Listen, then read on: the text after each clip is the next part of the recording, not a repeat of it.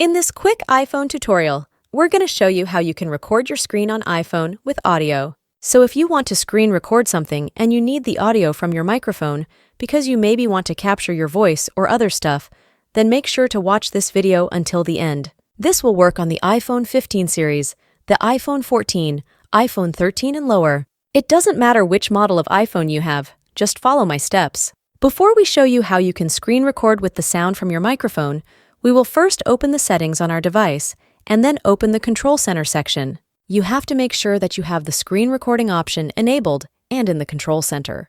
As you can see, my option is in the Control Center, but if yours isn't, then tap on the little plus button next to the screen recording option in order to add this in your Control Center. We will need it if we want to enable our microphone. Once you do this step, we can proceed and start recording our screen with audio. We will swipe from the top right corner of the screen if we want to open our Control Center. The screen recording feature will have this little icon that look like two circles. I'm currently recording my screen for this tutorial, but this will work even if the screen recording isn't enabled. We will long press on the screen recording button until you see this window pop over your screen.